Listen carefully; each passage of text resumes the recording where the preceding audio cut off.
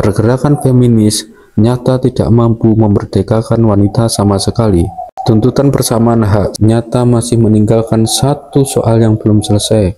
Bagaimanakah menghilangkan pertentangan antara pekerjaan masyarakat dan panggilan jiwa sebagai istri dan ibu? Bagaimanakah menghilangkan Sehur Dedor Har Wissengat sesuai dengan tuntutan emansipasi? Maka wanita atasan sekarang sengaja keluar dari kurungan pingitan, keluar bersekolah, belajar sesuatu, bereu, belajar menjadi juru rawat, menjadi guru, menjadi juru ketik, atau juru tulis, atau komis, menjadi dokter, atau insinyur, atau avokat. Tetapi kelak, kalau mereka sudah menjabat pekerjaan itu, datanglah lagi-lagi ujian jiwa yang amat sulit. Mereka harus memilih antara pekerjaan itu dan hidup bersuami. Lagi-lagi datanglah bagi tiap-tiap orang wanita yang telah terlepas dari pingitan dan telah menjabat sesuatu pekerjaan yang umum, satu saat yang ia terpaksa memilih antara pekerjaan itu dan panggilan kodrat alam. Mana yang harus dipilih? Mana yang harus dilebih beratkan? Pekerjaannya kah? Atau bersuamikah? Terus bekerjakah? Atau kembali ke dalam kurungan rumah tangga tetapi mempunyai kekasih, mempunyai laki-laki, mempunyai anak? Buat apa tadinya membuang uang dan tempuh begitu banyak buat spesial bersekolah menjadi juru rawat atau guru atau dokter atau avokat, kalau akhirnya semua kepandaiannya itu toh mesti dikesampingkan karena alam akhirnya toh menuntut bagiannya pula. Tiap-tiap gadis menunggu datangnya hidup berlagi istri sebagai satu hal yang akan mengisi dan memenuhi hidupnya sama sekali.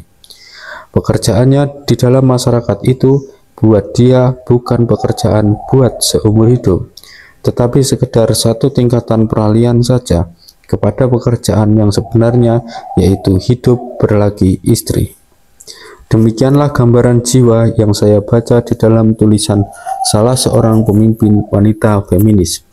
Sekali lagi, buat apa belajar sesuatu pekerjaan kalau pekerjaan itu kelak toh harus dilepaskan lagi karena keharusan hidup berlagi istri? Mana yang harus diberatkan, pekerjaannya kah atau cinta dan jadi ibukah? Inilah ujian jiwa yang sulit. Dan jikalau dua-duanya diambil, seperti halnya dengan kaum wanita bawahan yang ya bekerja di pabrik, ya bersuami istri dan beranak, maka wanita atasan itu rasanya tidak sanggup menderita sehur atau retak yang membelah jiwa raganya kaum wanita bawahan. Dan jikalau wanita atasan itu memilih hidup bersuami istri daripada meneruskan pekerjaannya, jikalau ia dengan rasa masyghul mengikuti panggilan kodrat alam dan meninggalkan pekerjaannya di kantor atau di lapangan pekerjaan lain, maka pihak feminis memberi hiburan kepadanya yang berbunyi, jangan masyghul, jangan kecewa, sebab pengetahuan yang engkau dapat di sekolah dulu itu toh berfaedah juga buat kau pakai dalam rumah tangga. Ini namanya lari dari kenyataan. Sebab jikalau benar maksud bersekolah itu hanya buat berfaedah di rumah tangga saja, maka lebih baik jangan gadis-gadis disekolahkan mengetik, jangan disekolahkan dagang, atau insinyur, atau avokat, atau kimia, atau kesusastraan. Tetapi masukkanlah mereka semua ke sekolah-sekolah rumah tangga with hot schoolen yang fak-faknya semata-mata buat kesempurnaan rumah tangga dan keibuan. Jikalau tujuan hidup wanita hanya suami dan anak-anak saja, maka wanita tak perlu mempelajari lain-lain pekerjaan, melainkan pekerjaan keistrian dan keibuan saja. Tiadakah kita merasa geli memikirkan pendirian kaum feminis itu, yang tadinya mati-matian menuntut hak untuk bekerja, tetapi kemudian melepaskan pula pekerjaan yang telah diperdapat itu. Mereka merasakan ada sehur, merasakan adanya retak, tetapi mereka tidak berjuang menghilangkan sebabnya retak itu, tidak berjuang menyembuhkan retak itu. melainkan memilih salah satu di antara dua belah yang dipisahkan oleh retak itu. Coba perhatikan satu ucapan lagi dari seorang pemimpin feminis, Nyonya Van Italie van Emden, yang berbunyi, artinya, jangan takut, jangan khawatir. Kalau wanita merasa bahwa anak-anaknya menderita karena pekerjaannya yang double itu, ia akan kembali.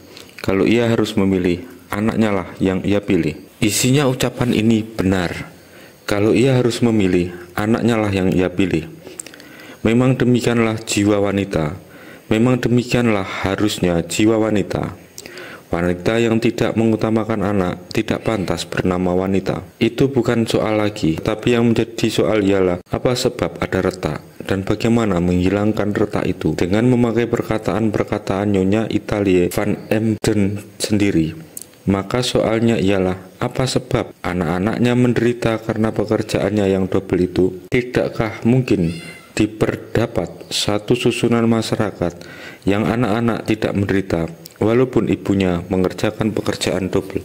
Ucapan Nyonya Italie van Emden seperti ucapan pemimpin feminis lain yang saya setir di atas tadi. Lagi-lagi satu perbuatan lari dari kenyataan. Lagi-lagi satu flucht with the Verkehrlichkeit. Lagi-lagi orang terpaksa bertanya, buat apa mengotot minta hak untuk bekerja kalau pekerjaan itu nanti toh akan dilepaskan lagi? Tidak. Pokok pangkal dari semua fluid itu ialah bahwa feminisme memang tidak mampu memecahkan soal, tidak mampu memecahkan soal bagaimana meniadakan pertentangan antara pekerjaan atau pencarian dan keibuan. Tidak bersuami dan tidak beranak bertentangan dengan panggilan kenikmatan alam, tetapi bersuami, beranak, dan bekerja di masyarakat bertentangan dengan kesempurnaan kedua-duanya. Inilah pertentangan itu. Maka oleh karena itu, di kalangan feminis sendiri lantas timbul satu golongan yang tidak puas dengan feminisme itu.